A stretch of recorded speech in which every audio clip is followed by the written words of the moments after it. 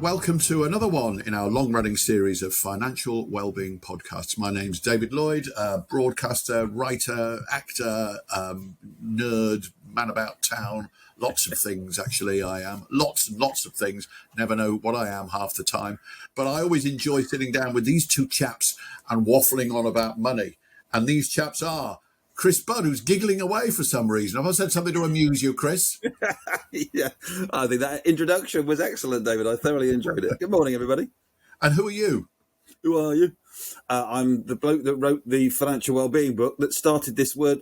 I'm sure I've said this before, but one of my favourite jokes, I do a lot of talks. If anybody wants to book me, ABC, always be closing, Tomo, right? Yeah. I do a lot of talks at conferences and stuff on the subject of money and happiness. And one of my favourite opening lines is that I actually invented the phrase financial wellbeing. I just didn't know that two people had invented it before me. But it's true, because back in 2015, when I came up with a title for the book and I Googled it, there were 2 entries on that Google search, only 2. And I Googled it again recently before a conference, and there were 260 million entries on that Google search now. So I am literally the bloke that brought financial wellbeing into the world, I'd like to say. I think that's fair enough, and it's good that we've managed to keep this going in these podcasts. And the other person that's helped to share the joy is our other co-conspirator, Tom Morris. Who are you, Tom? Tell us about yourself. Well, given the always be closing line, if you've not seen it, was Glengarry Glen Ross, wasn't it? Is that yeah, film? One of my top 5 favourite films. Yeah, it's quite something. So ABC, so Tom Morris, director and chartered financial planner at Ovation Finance in Bristol, the firm that Chris founded back in 2000. And sold to an employee ownership trust. So it's run by us employees, and I'm a director there. Why am I waffling on about this? Well, we supported the podcast since its inception, and we are very much open for business. So if you are looking for a friendly financial planning company to help with your planning needs and navigate this world that we're in, we're here to help. Well, my ABC moment is I also do talks, and I'll do them for cheaper than Chris, even though I don't know as much as he does about money. I'm also an actor as well, so anybody out there wants a genial, charming man in his mid to late 60s, I'm your man. Right, okay, enough selling. We're not here to sell. We're here to discuss. We're here to talk. But before we move on, Chris, I need to pick you up on something. In the last podcast, you dropped a little bombshell at some point. We were talking about, I can't remember what we were talking about, but you said a website called Vinted. A website, that's right. We were talking with Vinted and Ziffit, and then you said, oh, hang on a minute, I can't say anything now, but ask me about that in the next podcast. So, Chris, come on, what's this all about? Well, I've started a new business. It's not really a business, it's a hobby, but I started buying and selling vinyl records. I'm a massive music fan. Anybody who happens to be watching, if one of the 2 subscribers on our YouTube channel is watching, I've got a massive load of CDs behind me. But in the front room, I've also got a whole load of 1,500 or 1,800 or so vinyl. And so for a bit of fun, I've decided I'm going to go to local markets and start selling vinyl. Obviously, not my vinyl, but I've been buying lots of cheap vinyl on eBay and also some collections and stuff. And they do vinyl on Vinted. This is so exciting. I've got more records to look at. This is so cool. You're welcome, Chris. You're welcome. Oh, fantastic. Well, I've got a load of vinyl that I want to get rid of. So I'm either, Chris, you can make me an offer, but it needs to be a good one because I've got some fairly rare items. Or I might stick it on Vinted myself because I have no need for it whatsoever. I'll be round in an hour. No, we'll still be recording in an hour. Make it 2. Right, okay. What's on today's podcast, Chris? Today, okay, you have to guess who our guest is today. We're going to listen to a chat between me and, obviously, you can guess that one quite easily, former 80s pop star, former parish priest, author and Radio 4 presenter. Who might that describe? Well, obviously, I don't need to guess because I know who it is. However, having listened to spoil the magic. Having listened to that description, it can surely only be one person, and that perhaps would be the Reverend Richard Coles. Correct. We have a chat about his own relationship to money, what it was like to come into lots of money quickly in the 80s, and also what Christianity has to say about the relationship between money and happiness. Really, really lovely guy. I have to say, I'm really looking forward to this one. I'm really looking forward to it. Yeah, me too. I'm a big fan. A bit like the one you did last time, Chris, with Paul Lewis, who was somebody that I've been listening to for a long time on the radio. And Richard Coles is somebody else. Obviously knew him as a star of the Communards back in the 80s, but I really enjoy his Saturday morning show that he does on the radio. Interesting cat. So I'm looking forward to that interview. Oh, Tom's singing. Tomo's singing. Well, stop and listen. Is that what that noise was?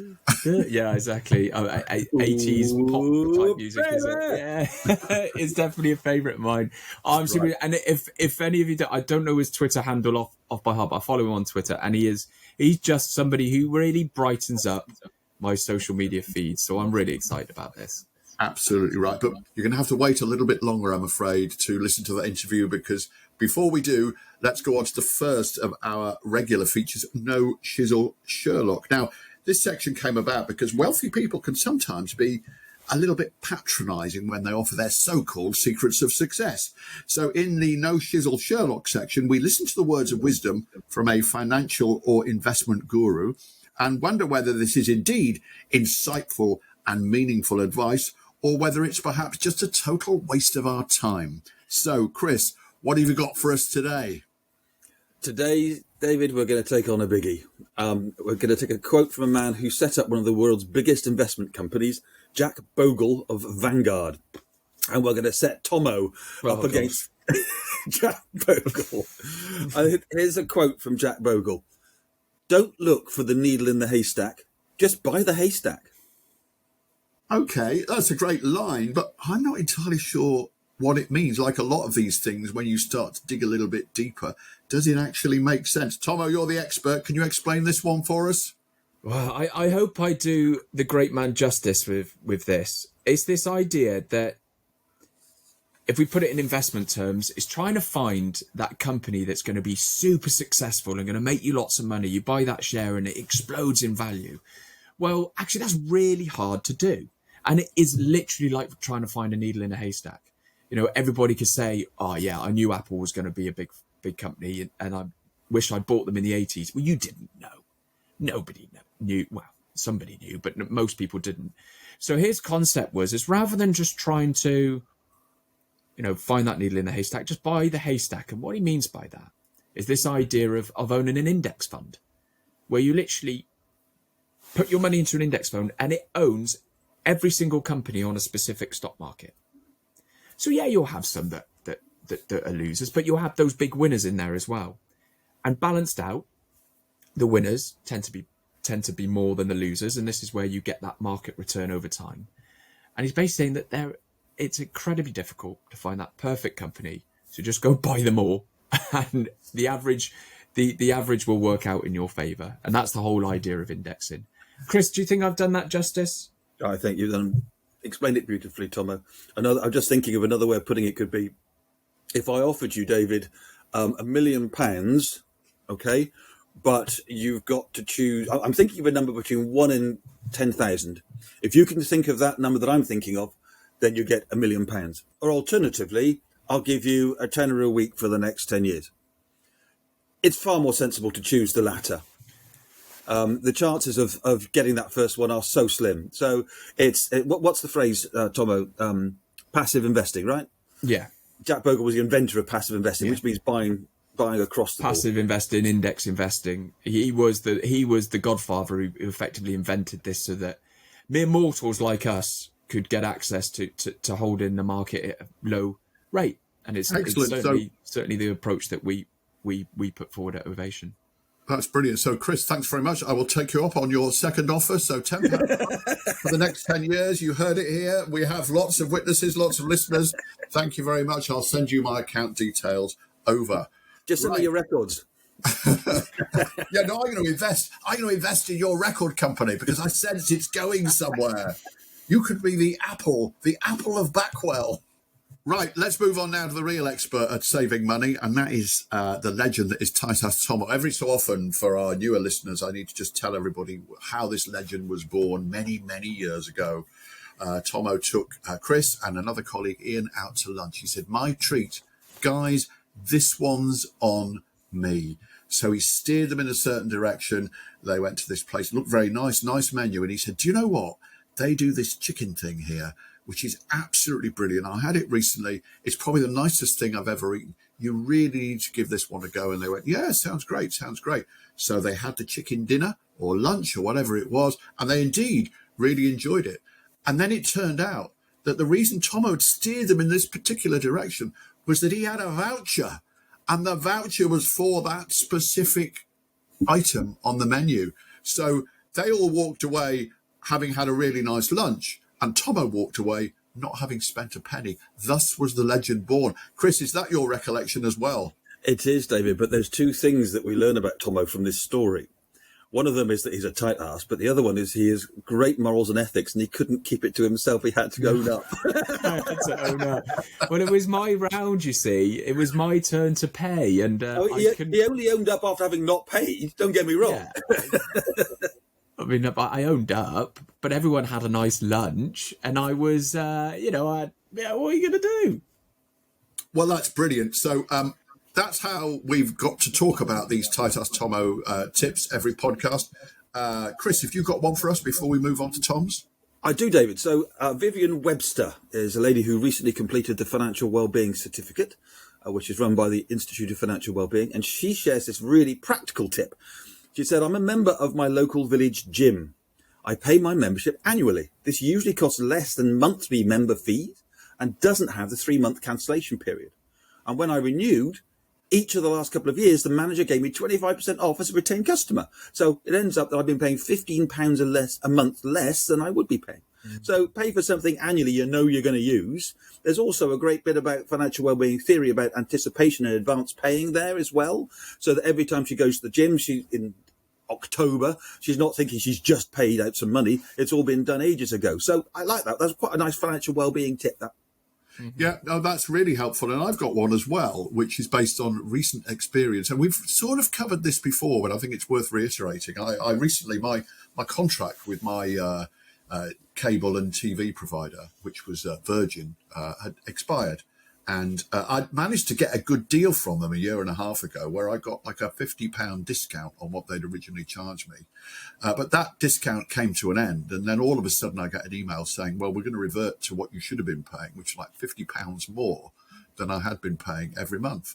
And so rather than just take that on the chin and go, well, that's fair enough because I've been getting the discount, I just got in touch with them and said, oh, that's a bit of a steep rise, isn't it? And they said, well, you have been on a discount. And I said, yeah, but that's like a third more than I've been paying. And they said, well, all right, then we'll give you another discount. So I ended up paying a little bit more than I had been paying, but it was only like £10 a month more rather than £50 a month more. So by just asking, and you don't always have to go down the road of saying, well, I'm going to have to think, Sky are offering very good deals at the moment, whoever it might be. That would have been my next next ploy. But in fact, they were fine about it. They said, okay, well, you're a valued customer. We'll give you the discount. So don't always accept when you get those emails saying, oh, you've got to pay more now. Always challenge it.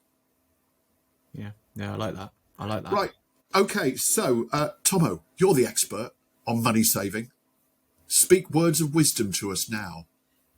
Well, I was the expert until we brought Paul Lewis onto the podcast in the last time round. So now I'm a sort of a poor man's version. But this one is from a friend, and on this theme of honesty, I will name check in. Rohan Sivajoti, how's it going, mate? Hope you're listening. But he does quite a bit of travelling on the train, and he buys his tickets via something called SeatFrog.com. And the benefit of SeatFrog is that you buy your tickets like you normally would, your standard fare. But what you're able to do is you're able to sort of auction to get a first class ticket. So you've already bought your standard ticket, and sort of just before you travel, maybe the day before, something like that, you're able to go on there and auction to upgrade it to a first class ticket.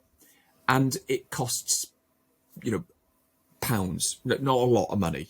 And he travelled down to London. He's up in the north of England. Travelled down to London yesterday, and he said I think he paid something like an extra £10 for a first class ticket. So got all that comfort and all the perks that come with that. Seatfrog.com. So I thought that's quite a useful tip. Chris, anything to add to that? Yeah, well, I just think how times have changed and how Titus Tomo has changed, that he's now giving us the most middle-class tips possible of how to get first-class seats on a train. It's awful, really, isn't it? Well, the other thing you can do as well is that, and I know GWR do this, and most of them do, is they do this thing called Weekend First. So if you buy a standard ticket and you're traveling at the weekend, you can pay a bit extra, maybe a tenner or something like that, depending on the length of your journey, to upgrade your ticket to first class, because the first class carriages are usually quite empty at the weekend. So that's another thing to look into as well. When it first started, it was a £5. So I always used to do it if I was getting a standard class train, pay an extra £5, sit in first class. It's crept up now, and I think from London to Bristol it's 15, but it's still a lot cheaper than if you were buying a first class ticket. I think what all three of these tips tell us is you've got to be smart as a consumer, haven't you? Because the pricing of stuff from the big corporates is designed to catch you out, whether it's renewing your car insurance because the same provider jacks up your price, so you've got to change provider every year, or whether it's your broadband provider you've got to have an argument with to get the price down. It shouldn't be like that. It really bugs me that we have to make so much effort to get a fair deal. Excellent. Yeah, so there's plenty of options out there, I think is what we agree, but you've got to sometimes negotiate a bit of a minefield, or as Paul Lewis put it in the last podcast, a field of treacle, in order to get to where you want to go. Right, so where we want to go is to Chris's interview with Richard Coles. So Chris, tell us a bit more about it, please. So the Reverend Richard Coles was a pop star in the 80s, the band The Communards, with big hit, Don't Leave Me This Way, but also one of the most beautiful songs ever written called For a Friend. Absolutely gorgeous song. But also he's written a number of other books. So he's written Fathomless Riches about his time as a pop star, before and after. But really, honestly, such a great read. Also, a sadder book, The Madness of Grief, because he lost his husband, Reverend David Coles, about 4 years ago. And he's recently turned his hand to novel writing, A Murder Before Evensong, best-selling crime book. I think of him a little bit like, in the same way as Stephen Fry. He's just so eloquent and got a great turn of phrase, as well as being a really lovely bloke. So, enough of me. Let's listen to Reverend Richard Coles. So, Richard, thank you so much for joining us on the Financial Wellbeing Podcast. Thanks for having me. I wonder why you picked me, though, because I'm not sure I'm the sort of person people would naturally beat a path to my door to inquire about financial matters and happiness. I deal with financial matters and unhappiness mostly. Well, maybe we could talk about that and see how they're linked. Actually, the reason that I chose you is because, and you will have forgotten this in the midst of time, I'm sure, but on Twitter, there used to be a thing called Follow Friday, where you used to say lots of interesting people to follow. And I recommended you with a line, of course, he won't follow you back because he's a celebrity, but do follow Richard Coles.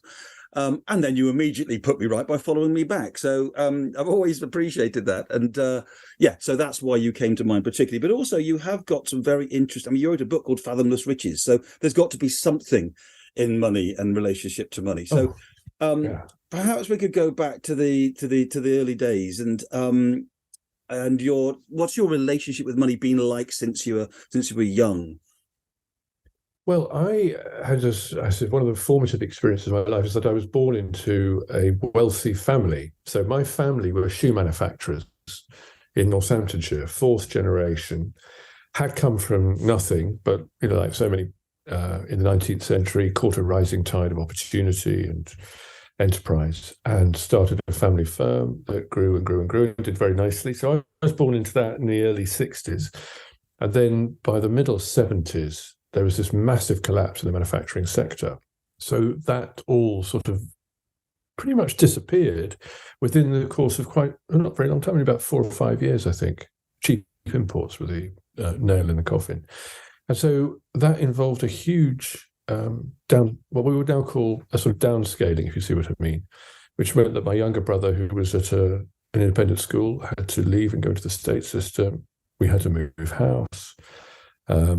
My father suffered very badly with it because the enterprise that he was then running employed a lot of people, and it was very traumatic. I was a teenager, and at an age when teenage boys, teenagers generally, are very acutely aware of parental status and stuff. And I think I felt very keenly a loss of status and prestige. And I think it's informed and shaped the rest of my life, although that's not something I would always readily have admitted. My father went bankrupt in my mid-20s, and it's informed and shaped my attitude to money and my attitude to life hugely. So in what way do you think it's shaped your attitude to life and relationship to money in particular? Well, I think like a lot of people who go through that at that age, I have a friend, similar thing happened to him, and both of us have been materially quite unusually successful. And I think partly that's because you have drive, which the one thing that seems to be that materially successful people have in common very often is drive, I think. And what's the drive about? I think it's a determination not to go through that again, or to protect yourself from that again, I think. It's a bit awkward with me because I've also as a socialist at 14 and then a Christian too, both those systems are very suspicious about putting too much emphasis on the value of material things. But I know from the snakes and ladders of fortune that you need to, well, I just know that it is better not to feel want. Better not to feel want. So that comes nicely into your time with the communards, and I've been, I won't lie, frantically reading through Fathomless Riches, which is such an entertaining book. There's the bit that particularly got me, page 142, I'm sure you remember it vividly, which is where you say, and so I just went out and flashed my money around. Is that linked to this of not wanting to want?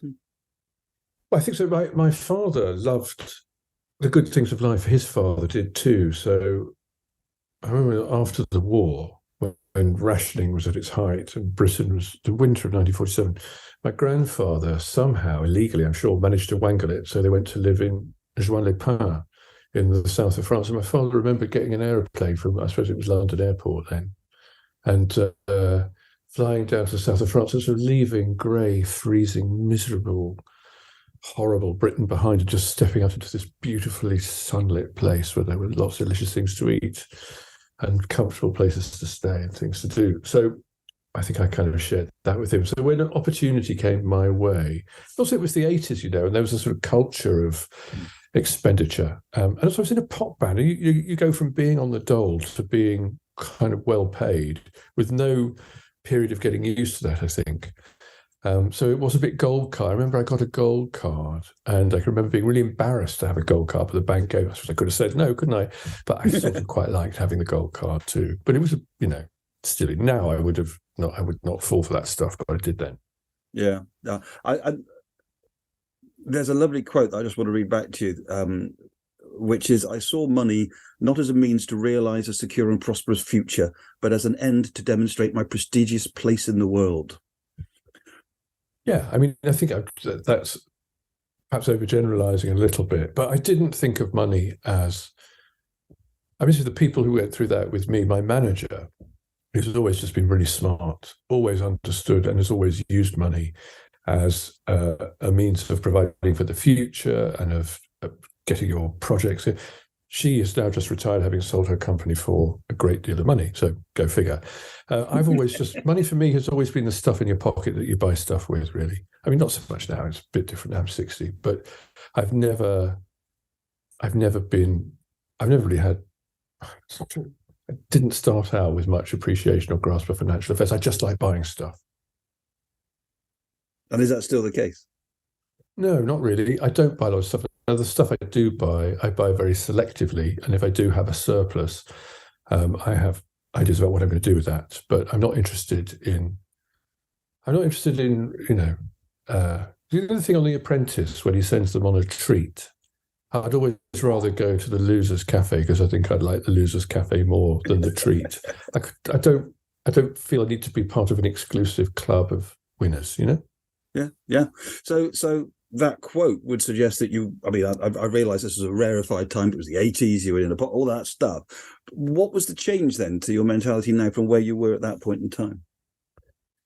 Well, age and experience, I guess, also. And also when I got serious about Christianity, I went from being, funny enough, I managed to sort of not duplicate what happened to my dad around the same time of life, but actually do it more so. So in my 40s, I was kind of well set up. I was living in London and in the country. I had a job that I loved. It was very rewarding, blah, blah, blah, blah, blah. And I went off to theological college. I went from being man with Arga to being man living out of one room in a monastery. So it was a complete dismantling of all that. And interesting, I suppose I was perhaps as a way of facing a fear. I don't know, part of it. But I found I managed perfectly happily on what I had, and it never gave me the slightest bother at all, actually. And now I'm so I've always managed to kind of live, I would like to say within my means, but the truth is probably live just beyond my means. But that's a bit more fun, isn't it? I've never, well, it just kind of happens that way, doesn't it? But I've never, it's never been a problem for me, actually. So I want to just touch on that theology, because you study theology, and obviously then that turned into becoming a reverend. The theology, are there any unifying principles around wealth across the religions of the world, would you say? Well, I should think I can't speak confidently for any others than Christianity, and I'm hesitant even to do that. But I would say that there is a suspicion that the material world is all there is, and that therefore the stuff that benefits you in the material world might be limited in what it can do and its effectiveness. And I think that's true. And also, I think that the dignity we have is given to us by God, and not as a consequence of what we do and are the rewards of our lives and the stuff we surround ourselves with. And I think those are quite enduring ideas and quite powerful ideas. And, Christianity has no monopoly on them. But that's where I am. We talk a lot about on the podcast about self-worth, and whether your self-worth is internal or external, which is in this kind of space. And you just made me think whether faith is a version of internal self-worth. I think so. I mean, I think if you get it right, and there are lots of reasons why people perhaps have impaired sense of self-worth, and religion can sometimes make things worse, not better. But I think if you're getting it right, I think it does, because you're confident in it. It's a bit like having parents who loved you. I'm very conscious. I grew up with parents who loved me, and I completely took it for granted. It's only when I got out into the world and met lots of people who did not have that in their life, I realised just how fortunate I was, because I never doubted my place in the world, I think. And I think faith does that to you too. You would never question your self-worth, because if you were good enough for God, well, who else do you need to bother about? So, and of course, that has absolutely nothing to do with how many cars you own or how much status you have in your job, etc. It's a completely separate thing, isn't it? But I know that stuff works too. I was with a friend this weekend, and he and I, we met when we were in our 20s, and we're just running around London. And we are now both in our 60s and doing okay. And we talked about how our lives were different. The one thing that we said was different now was flying business class. And not only because if you're going any distance, it's just much nicer to do that if you can lie down and go to sleep, right? But we both admitted that there's something about not being at the back of the plane that nourishes a part of us, which I think shouldn't really be nourished, but I know it's there. I'm not going to lose sleep over that, right? But it is there. Yeah, no, I absolutely get that, and I think I have exactly the same thing. I'm a big music collector, as you can see from the CDs behind me, and I've been buying a lot of vinyl recently, and I'm very lucky to be able to do that. And I own it. I don't need to own it because I could stream it, but I still want to own it. So yeah, I absolutely get that. And I guess it's is there a point where we have to be careful of that though? Yeah, I think so. And how do we know?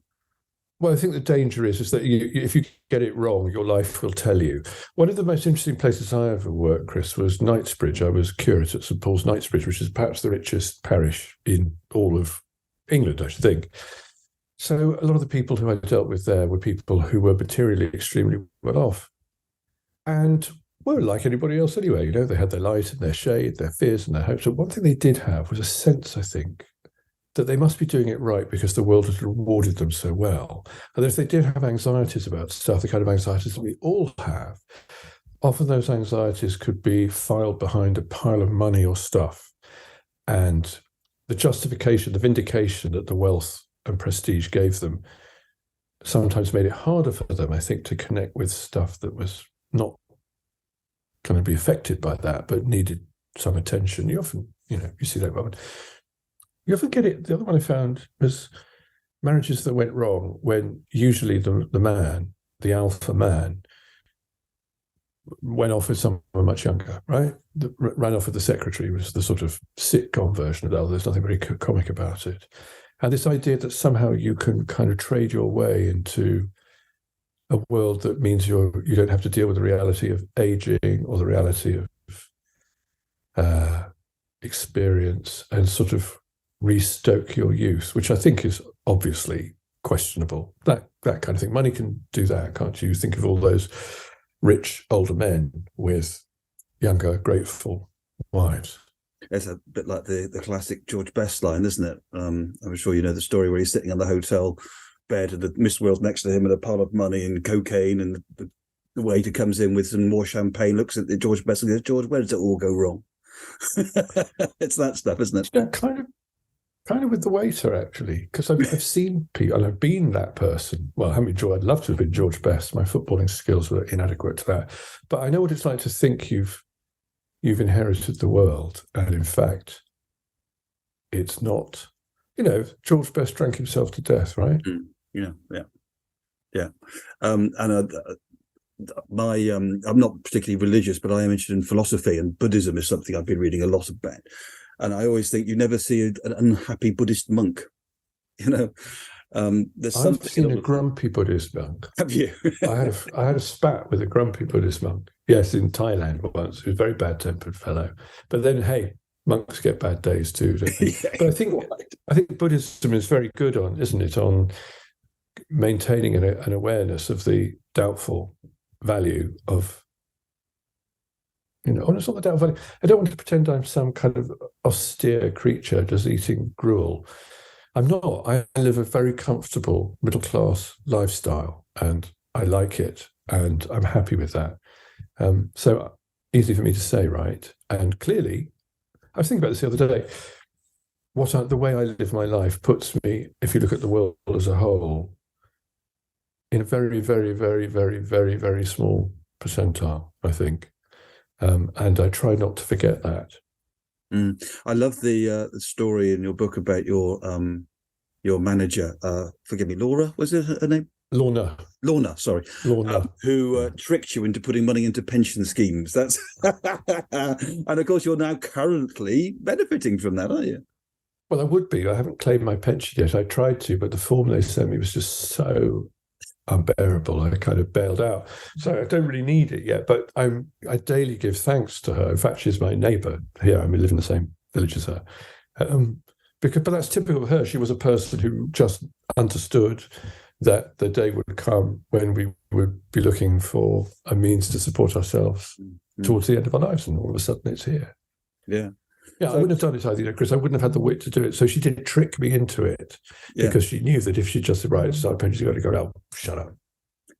I think there's a message for our listeners in that about tricking ourselves into doing stuff. There's a lot of behavioural finance, behavioural economic stuff about the fact that we are wired to make bad decisions about money. And society encourages us to. So we have to almost trick ourselves into making good decisions about money. But there is a thing you do. Money is like a sort of a kind of imp that you have to negotiate with. I mean, it's ridiculous. I cured myself of that because I started running things. So when I started running things, I realized that instead of just crossing my fingers and hoping it would all be all right, I needed to understand a balance sheet. I needed to look at P&L. I needed to look at Q1 and stuff. And I started doing it thinking it would be boring. And of course, it was fascinating because you find out that that's how stuff happens. So I've been involved in in the Housing Association and in the university where I'm Chancellor, two very big projects there, which have been absolutely fascinating. It stopped me treating money like a sort of superstitious thing, and just to be realistic about it and pragmatic about it, and also not to see it as something which I would derive any prestige from, which is see this is the power, the energy with which we realize the vision we have. So it's not the owning of the money, it's the what you do with it that matters. And also you realize after a while that you would see big numbers. So we built we took out for the Housing Association, we took out a £50 million loan to do some stuff we needed to do. And you think, wow, 50 million quid, and it's a little parade of, I don't know, Lear jets or yachts flickers in front of your face. But of course, it's not that. There's numbers on the balance sheet, and it just took me a long time to really figure that out. And I reproached myself for not having been more responsible, actually. And when I was younger and earning relatively large amounts of money in a pop band, I was just so irresponsible and kind of silly about it. I would like to just finish off the last 5 minutes, if I may, talking about Christianity, because it's not a subject I know a great deal about, if I'm honest, other than the usual stuff we get from school. But what are the positive lessons that you think we can take from the teachings of Jesus from Christianity? That this is not all there is, that there is something beyond even the furthest horizon of the life that we experience and see that will answer all the sum of our hopes and our fears definitively once and for all. So we're just passing through, and our circumstances are transitory, and don't sweat the small stuff. So don't be anxious about stuff too much. I think to be grateful and thankful for what you've got, to know your blessings, is a really, really good thing. Not much of that around in our culture, I think, where we stoke the fires of dissatisfaction. To know that you owe your neighbour what you would expect to be owed yourself is quite a powerful idea, I think. The other thing is, people think of Christianity as being very unworldly, but actually Jesus uses money and financial stuff constantly. The widow's mite, the head on the coin. He hangs out with tax collectors, and absolutely, he's a small businessman. He's a fisherman in Galilee. They hire hands. So you're talking about someone who is not financially illiterate, but about somebody who's in a world of commerce and trade. So that's interesting, isn't it? They sometimes think that there's this unworldliness about Christianity, but it's not. It's a very material religion, actually. Yeah. Your point about the transitory nature of life. There's a big house just up the hill.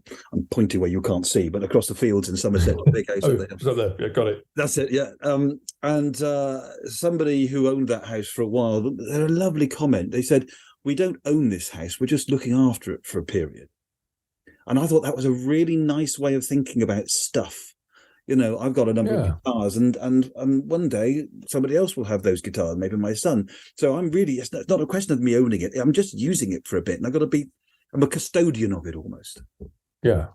I mean, I would say that not everyone gets to be a custodian of it, right? So there is a sort of thing in it, a sort of self-interest in it too. But I've got this weird thing, because one of the things I'm very keen on is ceramics. I collect ceramics. And over the years, I've built up a nice collection, actually.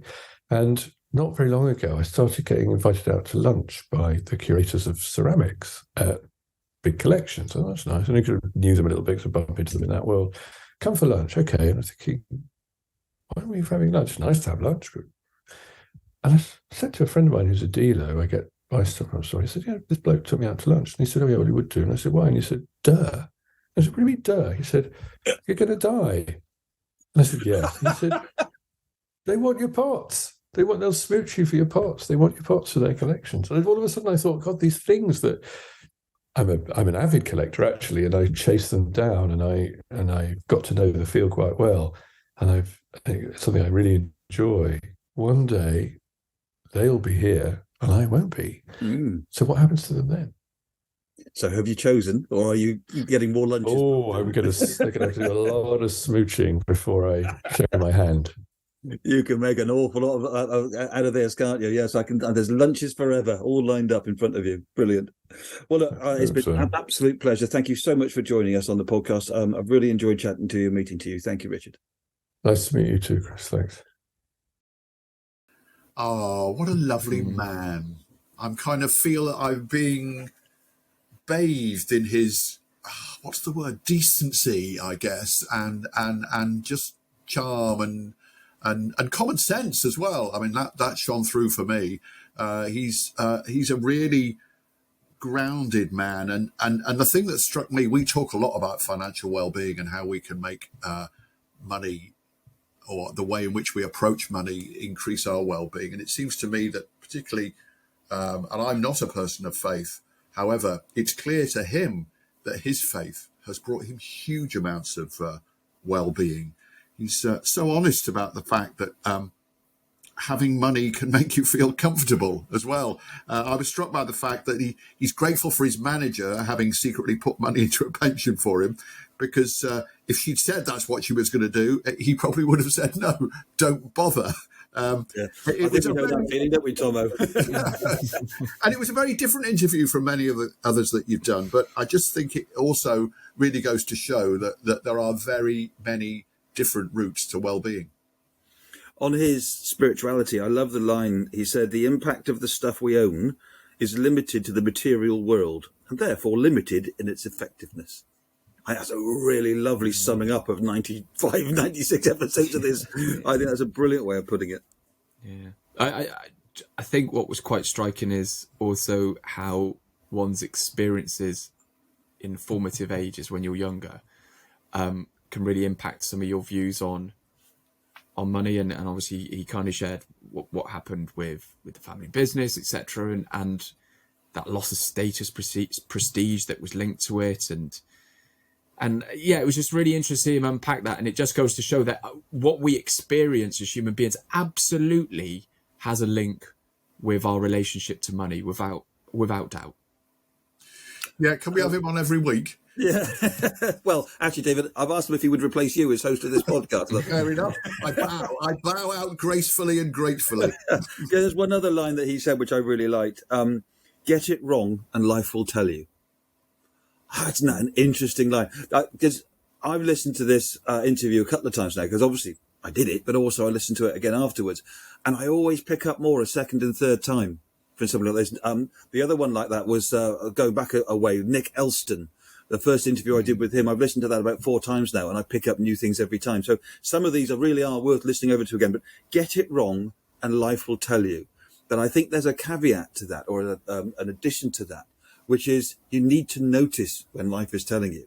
And some of the stuff that he went through in the 80s when he got his relationship to money very, very wrong, if you read in Fathomless Riches, the book, he wasn't very nice by his own admission. And he took to drugs, and he had a really, really terrible time. And he didn't notice that life was telling him, I think. I don't want to put words in his mouth, but that was my take on it. Yeah, I think that's very true. Life will tell you stuff, but you have to be open enough to listen to what life is trying to tell you. He's obviously, through everything that he's gone through in his life, has arrived at a stage in his life. He's just a few years younger than me, but not much. And I kind of recognize that in myself as well, where having gone through a lot of personal stuff, you reach a stage where you kind of go, not that you've got everything that you want, because I don't think you ever reach that stage, but where you look around and go, do you know what? I've learned from the things that have happened. I've learned through the things that I've done and not done. And at the moment, anyway, life is pretty good. So enough of that then. Thank you very much, Chris, for that great interview. Thanks, Tomo and Chris, for the contribution that you've made to this wonderful podcast. Thank you also to producer Tammy. We need to give her a few more shout outs as well, because she's the one that actually puts this whole thing together. And I hope you've enjoyed listening to it at home or in the car or at work or wherever you listen to these things. Do keep in touch with us as well. We really do value your feedback. So email us, tweet us. In the show notes, you'll hear all the different ways you can get in touch. But we do like hearing from you. So hang on in there and tune in again the next time we do another one of these financial well-being podcasts. If you want to be notified of upcoming podcasts, make sure you click the subscribe button. For more information on the topics discussed in today's podcast and to purchase a copy of the Financial Wellbeing book, please visit www.financialwell-being.co.uk. We'd love to hear your thoughts and ideas on financial well-being. You can send us an email at contact@financialwell-being.co.uk. You can follow us on Twitter @FinWellbeing. Chris is Ovation Chris, and David is @Dave_Backwell. This has been an Ovation Finance production. Thanks for listening to the Financial Wellbeing podcast. More interesting than you might think.